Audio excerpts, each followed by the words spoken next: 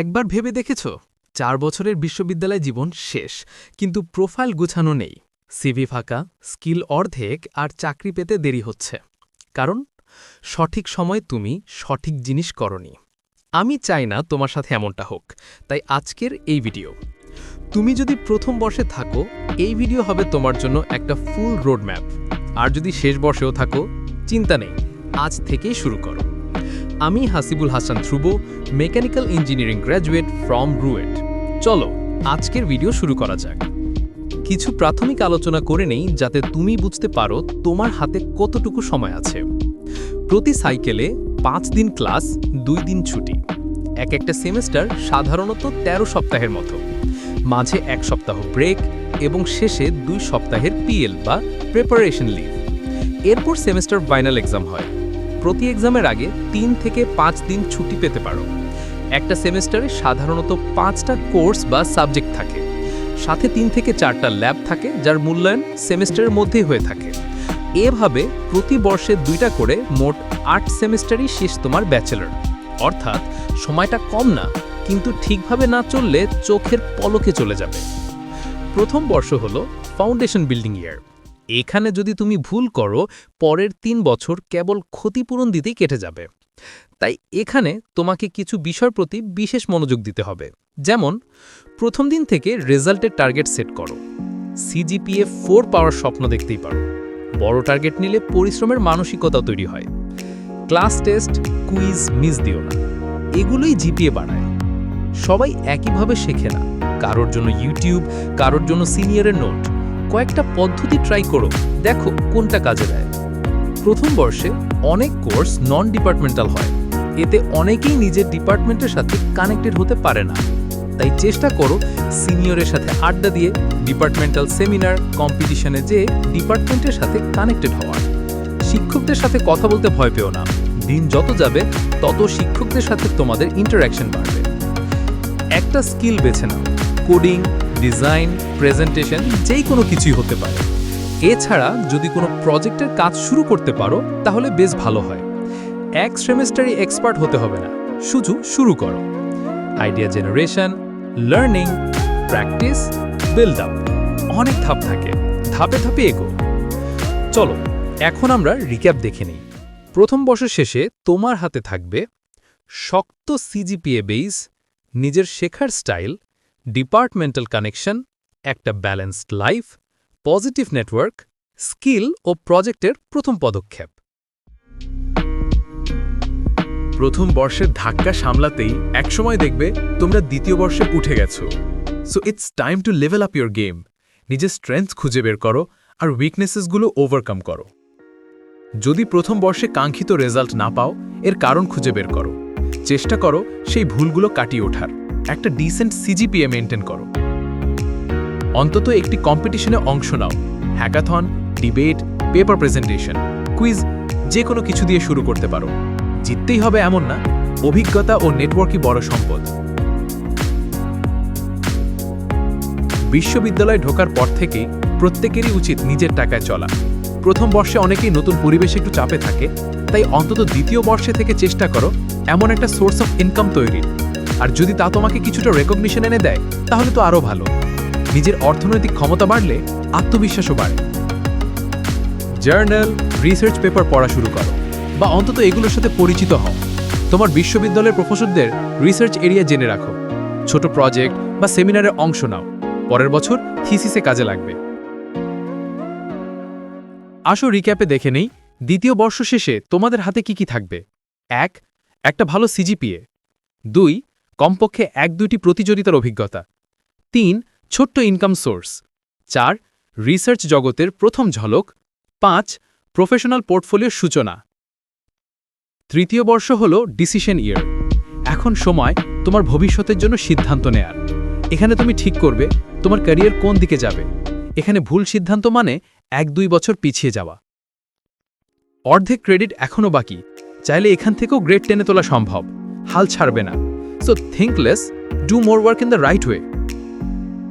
যদি তোমার কম্পিটিশনে যাওয়ার অভিজ্ঞতা হয়ে থাকে তাহলে তো বেশ ভালো, না হলেও সমস্যা নেই, সময় এখনও আছে। আর যদি তোমার অভিজ্ঞতাকে আরও এনহ্যান্স করতে চাও, তাহলে ইন্টার ইউনিভার্সিটি, ন্যাশনাল এমনকি ইন্টারন্যাশনাল ইভেন্টেও অংশ নাও। এমন একটা থিসিসের টপিক বাছাই করো যা ইন্ডাস্ট্রি রেলেভেন্ট ও তোমার আগ্রহের সাথে মেলে। এই জন্যই আমি তোমাদেরকে নিজের ডিপার্টমেন্ট সম্পর্কে জানার ব্যাপারে বেশি উৎসাহিত করেছিলাম, যাতে তোমরা সহজেই বুঝতে পারো কোন টপিকটা তোমার সাথে মানানসই। এতে করে তুমি নিজেই বুঝতে পারবে কোন প্রফেসরের প্রোফাইলের সাথে তোমার রিসার্চ ইন্টারেস্ট অ্যালাইন করে। রিসার্চ মেথোডোলজি শেখো। কিভাবে একটা রিসার্চ পেপার করা হয় জানো, শুধু থিসিসের জন্য নয়, পুরো ক্যারিয়ারের জন্য। হাই ইম্প্যাক্ট জার্নালে পেপার পাবলিশ করার টার্গেট রাখো। না পারলে চেষ্টা করো অন্তত কোনো ইউনিভার্সিটির কনফারেন্সে পেপার সাবমিট করার। এখনই ঠিক করো হায়ার স্টাডি, জব নাকি বিজনেস, কোন পথে যাবে। নিজে কনফিউশনে থাকলে বাবা মা ভাই বোনের সাথে ডিসকাস করো। সিনিয়রের থেকে উপদেশ নাও। তোমার জন্য কোনটা ভালো হবে বেছে নাও। এই ডিসিশনই যে তোমাকে সারা জীবন ফলো করতে হবে তার বাধ্যবাধকতা নেই, তবে ডিসিশন নিয়ে নিলে এই ট্রিটা ফলো করতে পারো। হায়ার স্টাডি চাইলে জিআরই, আইএলটিএস, টফেল প্রস্তুতি শুরু করো। স্কলারশিপ ও বিশ্ববিদ্যালয়ের রিকোয়ারমেন্ট বোঝো। জব চাইলে industry relevant skill, professional certification, internship খুঁজে নাও। এন্টারপ্রেনারশিপ চাইলে মার্কেট রিসার্চ করো, এমভিপি বানাও, বিনিয়োগকারীদের সাথে নেটওয়ার্ক তৈরি করো।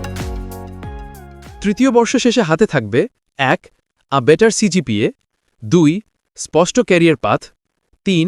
চূড়ান্ত থিসিস টপিক, 4. মেন্টর ও গাইড, 5. কমপক্ষে একটি পাবলিকেশন চেষ্টা, 6. Industry relevant certificate.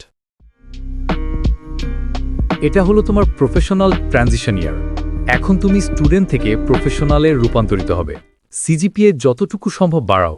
Give a final push to the nearest milestone. এটা স্কলারশিপ বা জবের জন্য খুবই গুরুত্বপূর্ণ। আর যদি কেউ পিছিয়ে থাকো, হতাশ হও না। তোমার টার্গেট অনুযায়ী প্রোফাইলের অন্য দিকগুলো এনহ্যান্স করো। ব্যাচেলরের থিসিস থাকলে গুরুত্ব দাও। থিসিস থেকে মিনিমাম একটি পেপার পাবলিশ করার চেষ্টা করো। কনফারেন্স প্রেজেন্টেশনে অংশ নাও। ফরেন ইউনিভার্সিটির প্রফেসরদেরকে রিচ করতে পারো রিসার্চ কোলাবোরেশনের জন্য। Job seekers, CV plus portfolio perfect করো। কোম্পানিতে আবেদন শুরু করো। ইন্টারভিউ প্র্যাকটিস করো। Higher study, SOP, LOR, university application, প্রফেসরদের সাথে কানেক্ট করো। Entrepreneur, business registration, funding pitch, team তৈরি করো। লিঙ্কডইন অপটিমাইজ করো। নিজের ওয়েবসাইট বা পোর্টফোলিও বানাও। গিটহাব বা প্রজেক্ট শোকেস করো। প্রফেশনাল ছবি তোলাও। আর হ্যাঁ, ফোনের সেলফি নয়। চলো রিক্যাপের চতুর্থ বর্ষের চেকলিস্টগুলো দেখে নেই। 1. চাকরির বা হায়ার স্টাডির জন্য আবেদন শুরু। 2. Life professional portfolio. 3. 50টা ইন্ডাস্ট্রি বা প্রফেশনাল কন্ট্যাক্ট নেটওয়ার্ক। 4. প্রকাশিত পেপার বা কনফারেন্স প্রেজেন্টেশন। 5. স্পষ্ট 5 বছরের ক্যারিয়ার প্ল্যান। দেখো, এটা একটা রোড ম্যাপ, কোনো থিওরি নয়। এটা আমার অভিজ্ঞতা থেকে তৈরি। I believe there is no single road of success. কিন্তু বিশ্ববিদ্যালয়ের এই 4 বছর তোমার জীবনের সবচেয়ে বড় ইনভেস্টমেন্ট। এখানকার স্কিল, নেটওয়ার্ক, অভিজ্ঞতা এগুলোই তোমাকে এগিয়ে রাখবে। তাই বলে নিজে বিনোদন ও মানসিক খোরাকগুলো বিসর্জন দিতে হবে এমন না। উইকেন্ডের প্রথম দিনটা তোমার আরামায়েশের জন্য রেখে দাও। সেফটি, সিকিউরিটির কথা মাথায় রেখে সেমিস্টার ব্রেক বা বড় ছুটিতে বন্ধুদের নিয়ে ঘুরে আসো। অনেক ট্যুর দাও। কেননা ভার্সিটিতে ভর্তি হওয়ার আগে যেমন সময় পাওনি, ভার্সিটির শেষেও হয়তো আর এমন সময় পাবে না। আর এগুলোই পরের জীবনের স্মৃতি হয়ে থাকবে। তবে এসব কিছুর মধ্যে একটা জিনিস বাদ দিও না, নিজেকে উন্নত করা। তুমি যে বর্ষেই থাকো না কেন, আজকে এই 5টা ছোট স্টেপ নাও। 1. তোমার সিজিপিএ টার্গেট লিখে রাখো। 2. একটি স্কিল ডেভেলপমেন্ট কোর্সে এনরোল করো। 3. লিঙ্কডইন প্রোফাইল বিল্ড করা শুরু করো। 4. একটি কম্পিটিশনের রেজিস্ট্রেশন করো। 5. অন্তত 3 জন নিউ সিনিয়রের সাথে কানেক্ট হও। 6 মাস পর দেখবে তুমি তোমার সহপাঠীদের থেকে এগিয়ে গেছো। এই ছিল আমার পক্ষ থেকে তোমাদের জন্য ভার্সিটির ফুল রোড ম্যাপ। কমেন্টে লিখে জানাও তুমি এখন কোন বর্ষে আছো, আর এই রোড ম্যাপের কোন পার্টটা তোমার জন্য সবচেয়ে হেল্পফুল লেগেছে। এই ভিডিও যদি তোমার কাজে লাগে, লাইক করো, বন্ধুদের সাথে শেয়ার করো। জ্ঞান ভাগ করে নেওয়াটাই আসল সাকসেস। কোনো প্রশ্ন থাকলে কমেন্ট করো, আমি রিপ্লাই করার চেষ্টা করব। আর সাবস্ক্রাইব প্লাস বেল আইকন চাপতে ভুলো না। এরকম প্র্যাকটিক্যাল গাইড আরও আসছে। Good luck and enjoy the ride. University life will fly by before you know it. Until next time, keep wondering what's beyond.